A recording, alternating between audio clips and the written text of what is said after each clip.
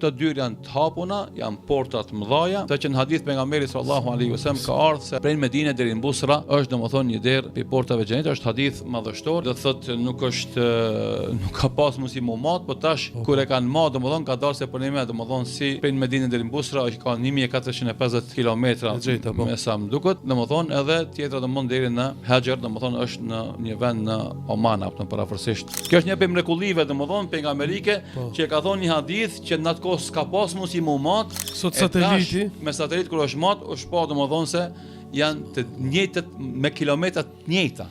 Domethënë, çesë e gjejta hadithin. Pejgamberi sallallahu ka thënë sallallahu alaihi wasallam, largësia ndërmjet dy dyerve të xhenetit është aq e madhe sa mes Mekës dhe Haxharit, qytet tjetër, ose sa mes Mekës dhe Busrës, qytet tjetër. Teknologjia satelitore tani e ka vërtetuar tani 2023, 24, 25 se distanca midis këtyre dy vendodhe është e njëjtë. Çish ka mujt para 1400 vetëve një njeri nga shkretira, se këto din me fyj këto të mendshmit në thojza, një njeri që ne e kena pejgamber sallallahu alaihi wasallam dhe duam shumë, me kaq precizitet me konfirmuar sot satelitat. Kjo nuk është e mjaftueshme. Po këto, domethënë, kjo tema e mrekullive shkencore në Kur'an dhe Sunet është një temë që ja vlen për tu biseduar, ama kjo është një prej argumenteve konkrete, praktike, të vërtetuara shkencarisht, dëshmojnë vërtetësinë e profecisë së tij, sepse këto fjalë nuk janë të tija, por janë prej Zotit. Edhe normalisht ai Allah që ja ka treguar është i gjithdijshëm, edhe këtë punë e din, do thotë si gjë shumë të lehtë, edhe ja ka treguar dhe ja ka treguar popullit, në atë kohë s'kan mujt me mat, e kanë pranuar, na sot e masim edhe e kemi një argument plus për me besu vërtetësinë e këtyre fjalëve, megjithse duhet me patjetër me potencu. Ndesh i vërtetuam shkencarisht fjalët e vërteta të Muhamedit sallallahu alaihi wasallam, na i besojmë. Edhe mos më dal kjo argument, edhe kjo është pjesë e Islamit, pjesë e besimit. Andaj domosdoshmë na kena besimin. Çka është më interesant? Po jo vetëm fe ka besim, po edhe në shkencë ka besim.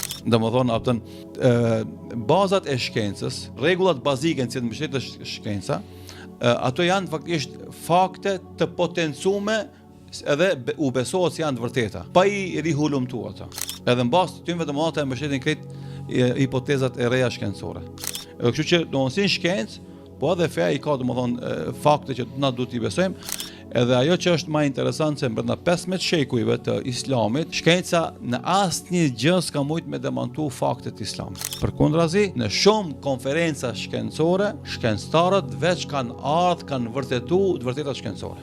Edhe ki shumë libra në këtë drejtim dhe ki shumë konferenca që janë mbajtur në këtë drejtim dhe ki shumë deklarata të shkencëtarëve jo musliman në lidhje me këtë temë, po ajo që shqiptarët mund ta verifikojnë është libri, domethënë Bibla, Kurani dhe shkenca e mjekut francez, i cili ka qenë misionar ndërkohë, Maurice Bucaille. Edhe është shkruajt herët në vitet 60 është shkruajt, po është libër që është në gjuhën shqipe edhe kushdo mund me e vërtetuar. Ai si mjek edhe misionar ka bëu hulumtimin e Biblës edhe të Kuranit në prizmën e të vërtetave shkencore.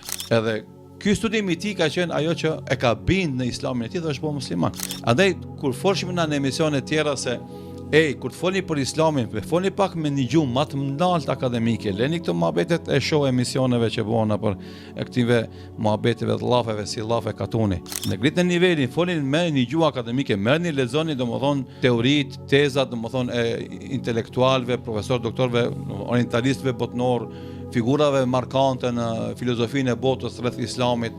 Shifni domethënë çka kanë folë filozofë, çka folin filozofët e mëdhenj rreth Islamit, edhe mbas të asaj domethënë folin diçka ta ushqen trunin ton me diçka të dobishme, jo me kësi muhabete tulta shumë domethënë që nuk ka as vlerë akademike, as vlerë shkencore, po as ndonjë orientim dhe udhërrëfim për popullin ton. Edhe për këtë shkak pejgamberi sallallahu alaihi wasallam kur ka folë për dyert e xhenetit, e ka përmendur për shembull, tash kur e marr na këtë hadith, e shohim se ajo portë që ka shumë e madhe, ku mujnë me hinë domethënë me miliona njerëz. Edhe normalisht ato domethënë do të jenë të hapura derisa të futet njeriu i fundit. Këtu të jap një shpresë si edhe unë mund me kono atë. Që secili që beson Allahun dhe ringjall janë. Edhe i kryen obligimet e Islamit, obligimet e Islamit janë aq të lehta që s'ka njeri që s'mund mi kry. Për shembull, falje 5 kohë namazit, 24 orë i në ditë, 5 kohë namaz nga 10 minuta e 50 minuta. Asnjë orë ti më gjatë ditës. Mos ka mundësi mos me qenë i rregull fal namazit. Pastaj e fal namazin në kam, po s'mundesh udhër, po s'mundesh shtrit. Gjet mundësi domethënë. Agjërimi, brenda 12 muajve, 1 muaj e ke agjërim. Domethënë 29 ditë, 30 ditë. Po së mund është ma gjerusie se murje udhëtar, do thotë e kompenzon masën e. Do të ketë janë, do të atë që janë deta, atë që janë praktike, atë që janë, domethënë, të përshtatshme për rrethonat, për situatat, për kohrat, që nuk ka mundësi njeri mos me i krye ato.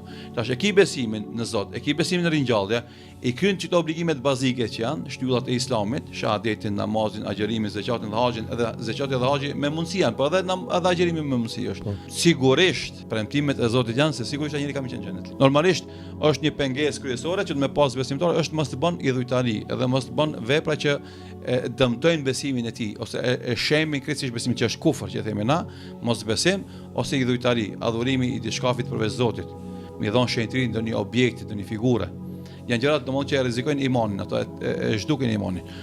Kush i ka këto gjëra, le të shpreson sigurisht që ka më qenë xheneti. Bile nuk guxon me humb shpresën në mëshirën e Zotit.